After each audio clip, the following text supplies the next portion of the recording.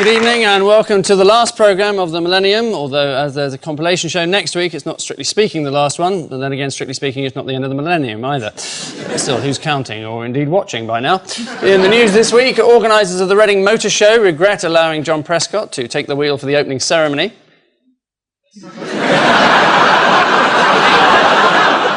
There's evidence that, contrary to the adverts, not all chimpanzees like to wind down with a nice cup of tea. And in Kidderminster, a 10-year-old admits it may have been a mistake to put a piranha in his twin brother's bath.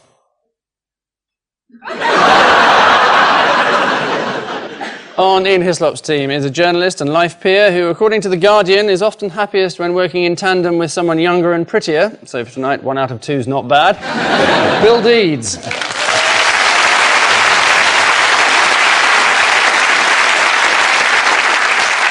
And with Paul Merton tonight is a novelist who, before the last election, put a sign in his window saying, "A vote for Labour isn't necessarily a vote for that sanctimonious Git Blair."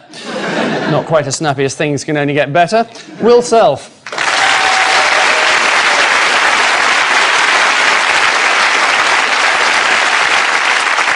So let the battle of wills commence. Our first round is just that, Paul and Will. Your question to boldly answer. This is the story about Mars, I think. That's the thing that was meant to land on Mars, but we don't know if it has or not. Because we think it may have crashed. Yeah. The aim of the thing that was sent to Mars was to send back a radio to send back a radio signal from Mars. It was to allow mankind to hear what it's like, in fact, on another planet. Oh, I see. So what is it like on another planet, Will? It's a sinister sort of parallel world in which everything's exactly the same as this planet. Apart from you. Apart from you. You're beautiful. Yeah. And what has happened to this We don't know, it's refusing to talk to us. Yeah. It's just crashed, doesn't it? It's in a gutter somewhere, having fallen over like that. There is an official explanation, which is... Do you believe in the little men of Mars?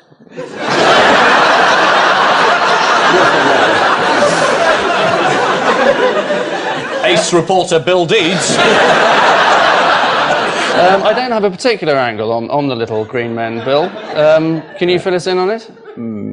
What? Well, it may have fallen asleep, was the project manager's explanation. So this is, yes, the failure of NASA's latest project, the Mars probe. According to The Observer, one Russian probe was also lost after it reached Mars in the middle of a dust storm, although it did manage to send back a single, featureless video picture of static. Scientifically worthless, but it was shortlisted for the Turner Prize. Ian and Lord Bill.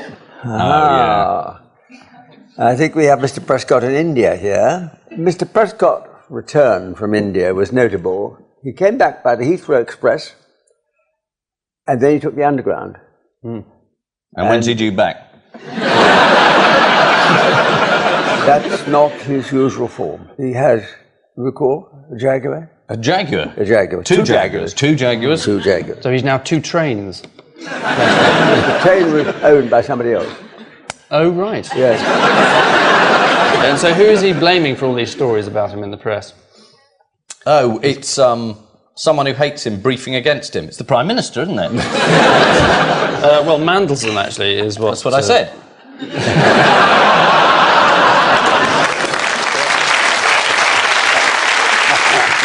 Now, according to The Independent, Prescott sees Mandelson's hand in everything. He said. So were you hounded when you were a minister like this, Bill? You were Minister for Housing? Not really, no. I was a very small Minister for Housing. Well, bungalows, isn't it? I did, what did I do? You were... When you Minister for Propaganda, you were Mandelson in your day. So that's a mendacious way of putting it. Yes, I was.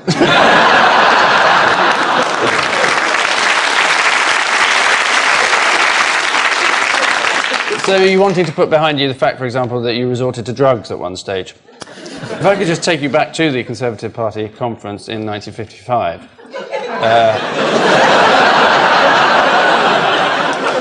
when you were a bit under pressure, you weren't sure how well your speech was going to go down, and you resorted to, I think it was a couple of Purple Hearts? I didn't inhale.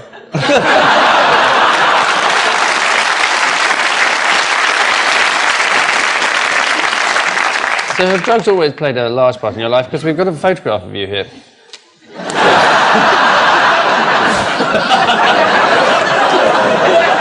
That was the year I was a hippie in the office pantomime. Right. I was better next year. I did Mick Jagger.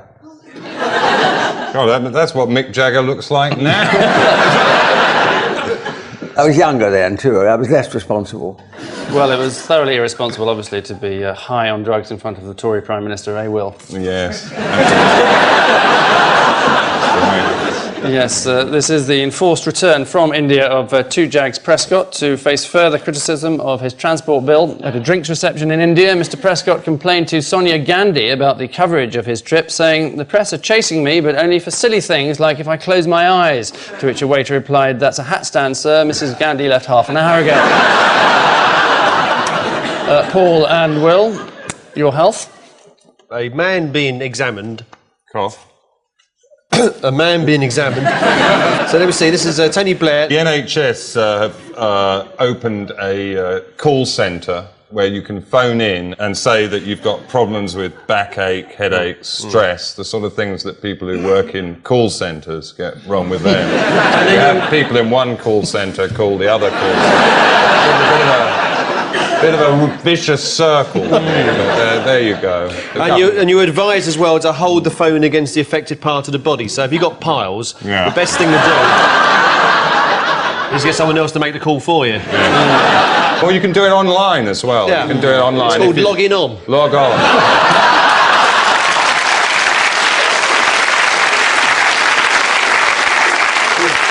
Is this private or can other people look in? And so what was Blair doing up north this week? Proving there was no north-south divide. Yeah, he proved that to everybody's satisfaction. Because he went from the south to the north. And he made it. Back again. He made it. He didn't fall into a great big ravine. There was no chasm. No. That's a myth. Yes, this is the new NHS Direct online service, which allows patients to receive medical help via the internet. According to the Mirror, NHS Direct is all part of Labour's drive to drag the NHS into the 21st century, thus missing out the 20th century altogether. And finally, Ian and Bill. This is Miss World, the competition. Bill's woken up, that's great. Yes, it was won by Miss India. Now, the point about Miss India is that she's a brunette. No kidding. She's the 10th brunette in a row to have won Miss World. So, well, that's a riot by blondes, is it? Her name is Miss Yukta Mukhi. Have you got a phone number, Bill? Brunettes aren't my thing, really. Really? It wasn't entirely incident-free. There were the usual people there saying this is a cattle market, That's why. etc. Weren't there? Wouldn't you expect that? Well, if it was really a cattle market, I suppose Miss France would have burnt everybody else.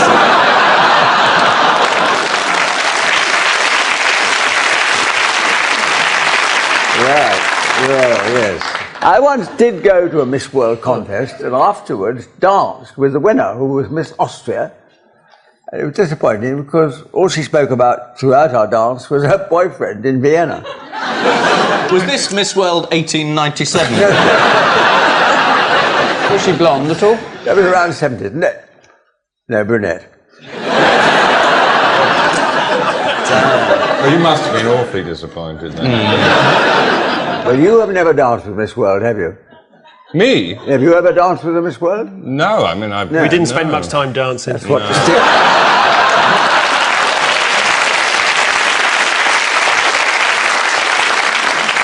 difference between you and I have danced with Miss World and you have not. It's not the only difference. I think it is. Yeah, no, you have done some modelling, haven't you, yourself? Oh, have I? Oh, yes. Only a few years ago, we can see Bill modelling for Versace there. Very nice. Can I just make it clear, I'm not any sort of a transvestite.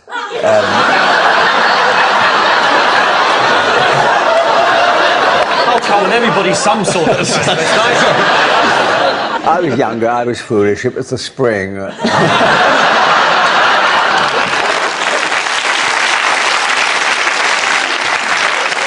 This is the furore surrounding the return of Miss World. According to The Guardian, whilst parading in a sequin bikini top and skimpy briefs, one contestant declared her ambition to be a High Court judge. Well, she got all the right gear. So at the end of that round, both teams lead by a non-existent margin, level as they are on 4 points each.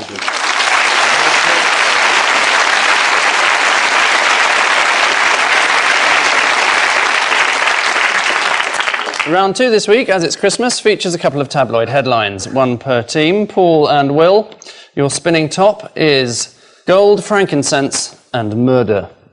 This is about a kiddies nativity play, which is somewhere like Canterbury or Salisbury, one of those places where I'm not allowed to go, where sort of trollop novels take place. And Are you banned? I'm banned from the Cathedral Close. Yeah. Really? This is about a nativity play, which I think, modelled on James Bond. It may even be called something like Heaven is Enough or The World is Too Much or something like that. Godfinger. Godfinger. They have gun-toting angels from 007th Heaven, I believe, in the play. And, of course, everybody's a bit upset about it, So isn't it slightly strange that they banned you from church when you're quite famous for popularising religion? I'm thinking about the foreword that you wrote to the Book of Revelations. Oh, yes, I got into big trouble for that. I think it was held to be sort of not sufficiently in keeping with the Book of Revelations, which, as everybody knows, is a clear and lucid account of the end of the world in crazed sort of numerology and nutty sort of weird Aramaic prophecy, Because they actually approached Tony Blair to write one of the forwards to one of the other books. And he refused on the grounds that bad boy author Will Self had written. Did he really? Yeah. God, I find that immensely flattering. Perhaps I can persuade him not to do anything else on the basis of my involvement.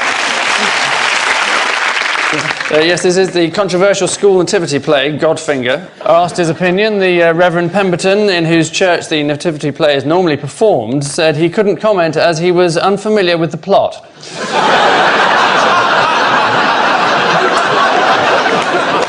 A bit of a drawback for a vicar.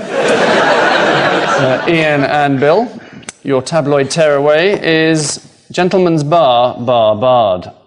I think this might relate to a diabolical plot to end the monopoly of men's clubs. I may be wrong about my surmise. I just think it's something to do with barring men's exclusive clubs. That's right. Isn't one of the main culprits the Carlton Club? Yes. And sounds like a chap like you is a member, Bill. Yes. Let me make it quite clear to you. Yes. We at the Carlton Club already admit women. What, once a week? No, admit that they exist. They're called associate members. You're presumably also a member of a golf club, aren't you? Yes. Isn't your golfing partner Dennis Thatcher, I'm referring to, obviously? And you said at one stage that it was a national duty to take Dennis on golfing holidays. The stress of being married to the Prime Minister is fairly considerable, and therefore it was a good thing occasionally to give him a change of air. Right. I think quite a lot of us found it an incredible stress when Mrs. Thatcher was Prime Minister. Would you take us on a golf holiday? All of us. Come on, everybody. Yes, this is the government's indecision over the proposal to ban men-only clubs. The row over single-sex private clubs provoked comment from an official at the Equal Opportunities Commission. We believe that the continuation of private clubs results in various discriminatory rules and arrangements which support stereotypical images of men and women, she twittered.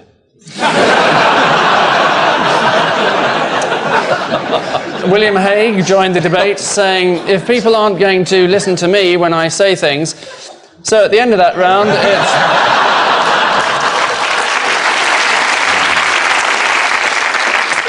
end of that round, neither team seems bothered by the idea of leading, level as they are on 6 points each.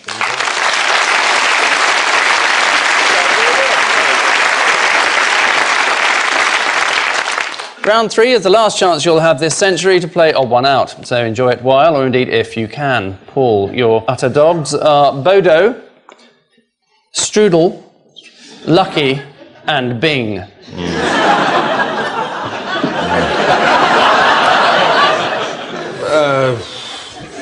Well, where do we start? I mean, it's not sniffer dogs. Is this something to do with sniffer dogs? No, it is to do with dogs. Well, It's a deadly difficult question. The dogs have all killed someone. yeah, for love. Bodo. Yes. Otherwise known as Postman Killer. Lucky, not for the person he killed. No, exactly. The one on the bottom left, is that a photo fit picture? It's got a very square face like the photo fit pictures usually have. Have you seen this dog? The top right one, he can't have killed anyone. He looks delightful. What, Strudel? Yeah. Amazingly, Ian has got the right answer. I knew he wasn't a killer. No, not a dog. Although more specifically than that, the answer is that they've all killed Germans, except Strudel, who was killed by an Austrian, Arnold Schwarzenegger. Strudel was run over by Arnold Schwarzenegger when he was reversing his military jeep. Why was a dog reversing Arnold Schwarzenegger's military jeep? He's got it his own fault. I've got no sympathy for him at all. Bodo shot his master, Herr Olp, while he was out hunting. Lucky was a guide dog who so far killed 4 owners in Germany. He led one out in front of a bus. He led a second one over a pier, third one over a railway platform, and the 4th one into oncoming traffic. After the second one, what made people think it was a good guide dog? Well, he was going to be put down, but his trainer saved him by saying he just needs to brush up a little on his skills. Being, in fact, parachuted behind enemy lines and was awarded the Dickin Medal in 1944. There'll be some protest about this programme from dog lovers. Yeah. Why bring it up? Why hold it against Could I just clarify things? The dogs are fine.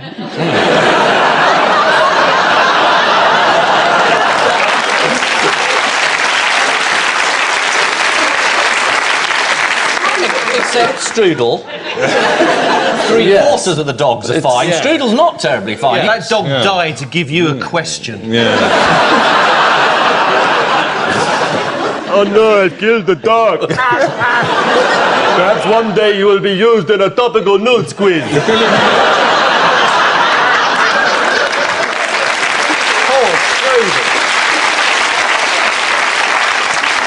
After reversing his truck over the family Labrador, Arnold Schwarzenegger was so remorseful that he went to a pet store and asked for a replacement pup that was an exact match, to which the pet store owner replied, "I've got one at the back, but I'll have to reverse over it first." Will, your rag bag contains Mussolini, John Pertwee, Harold Macmillan, and self. Of course, we know that Mussolini was hung upside down by Italian partisans with his lover. Hung up by the partisans. That brings a tear to the eye on a cold night. Painful. It's like being dragged off by the Cherokees. And my suspicion is that, bizarrely enough, Mussolini actually resigned before he was hung up with his lover in some way by the partisans. Harold Macmillan resigned. I think that John Pertwee resigned from his role as Doctor Who, and that I am the odd one out for being sacked. Harold Macmillan didn't resign, he was taken ill. As Bill pointed out, the wrong answer.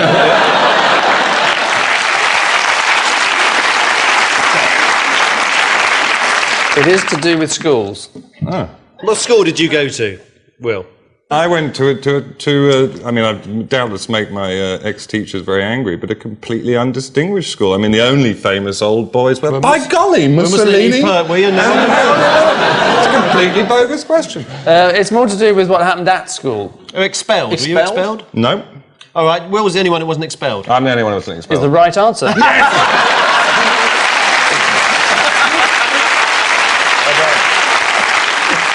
According to the Daily Telegraph, Harold Macmillan was forced to leave Eton because of homosexual activity. Well, there's always one or two who don't take to it. Lord Deeds, your salts of the earth are Saddam Hussein, Marco Milosevic, Walt Disney and Hurricane Floyd. What occurs to me is that Saddam and the Mihailovic chap Marco and the Hurricane, Milosevic, it's all rather violent there. Whereas Walt Disney, well, when I think of Walt Disney, I think of Snow White and the Seven Dwarfs, particularly of Snow White. She was a brunette. Lovely girl. All three of those pictures fill my mind with thoughts of violence. I feel that This isn't On the Psychiatrist's Couch, Phil. It's about theme parks. okay. Well, jump in. Hurricane Betty, or whatever it's called, that's the one that destroyed a theme park. All the other ones have set up theme parks. Hurricane Floyd. Hurricane Floyd. Yes, is the right answer. Yes. Very good.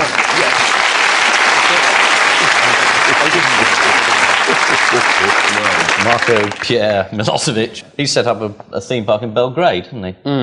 got a nightclub. Yes, he set up a nightclub who tried to sue him over the name. What's it called? Serb World. The nightclub is actually called Madonna, who tried to sue him over using her name, because obviously she's the first person to use that name.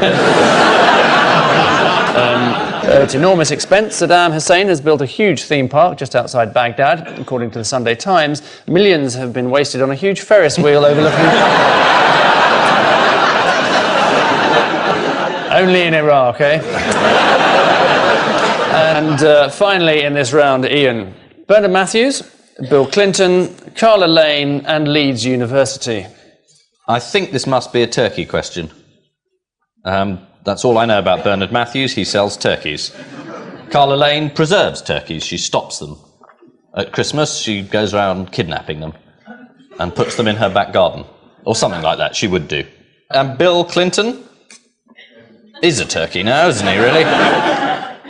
So that's it. That's my answer, which is nearly as bad as Bill's. I could give you a clue. Go on. It's to do with turkeys.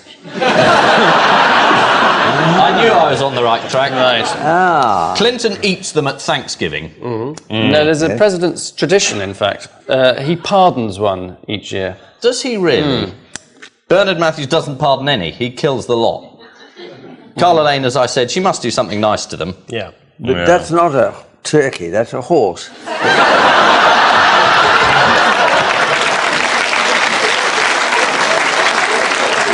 Could be a horse-shaped turkey chunk made by Bernard Matthews.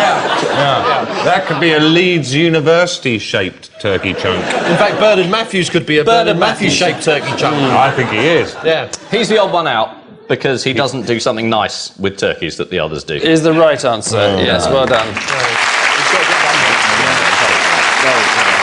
Researchers at Leeds University discovered that turkeys stop attacking each other if they're allowed to peck at compact discs suspended above their heads.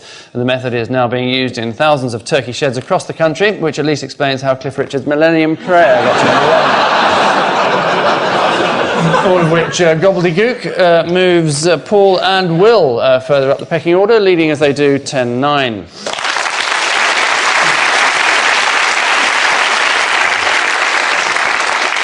Why is it 10-9?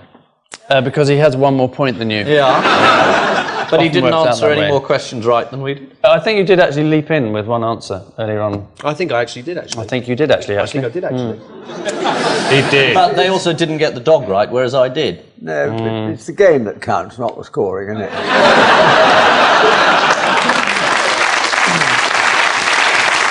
And so to our final round this century. That's except for the 4 rounds featured in next Sunday's repeat. The usual motley selection of accrued headlines from this week's papers, including some less or more from this week's guest publication, the essential Cranes Today.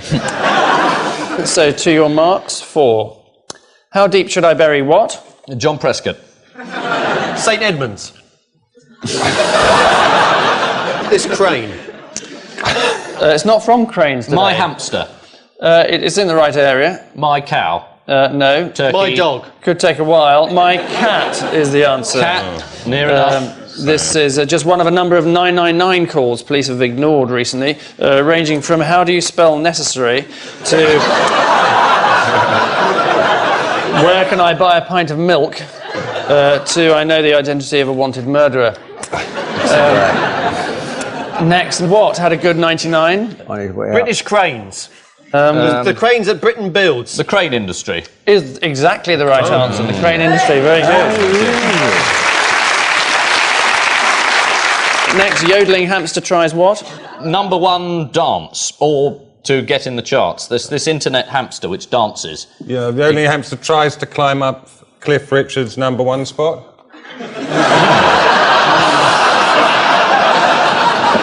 To outsell Cliff is the right answer. Next, discovery of what shakes Paris? Milk. Humility. Super crane. It's not from Cranes Today. I have to Is tell it you. from Cranes Aujourd'hui? Their sister publication. This is in fact masterpieces. There's 24 priceless paintings discovered in a Swiss bank. And lastly, Archer cancels what? Champagne and shepherd's pie. Parties. His Christmas parties, he's cancelled them. Yes, all his parties is in fact right. Especially the Conservative one. Were you invited to one of Archer's parties? Yes, sir. Did you get one of those bowling ball-sized cheeses? I got shepherd's pie. But they give everyone a bowling ball-sized cheese with the emblem on, didn't you? Yeah, get one of those? with his Crest on it, don't they? And they cancelled the order in the most peremptory fashion. He'd ordered 327 giant truckles. Nice word, that, isn't it? Truckles. Yes, we like that. Don't hear enough of Truckles. Truckles Of and thyme. cheddar from a specialist company in the West Country. You're- And then they said, well, what are we going to do? He cancelled the order. They said, we've had our people making these truckles for weeks. And nobody else wants cheese with a No. label with Tosspot written on it. So you can't sell them to people. Can't sell them. They don't want it. Excellent adventures bring this bogus celebration to an end, with this week's party poopers being Ian and Bill with 13, and this week's party poppers being Paul and Will with 14.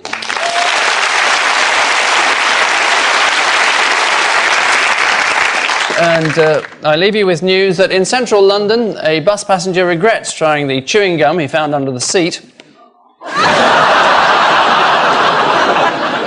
Scandal rocks the world of sport as the England Garden Maze champion is accused of cheating. And in the Himalayas, Prince Charles asks the leading mystic how many people in Britain would like him to be king. Good night.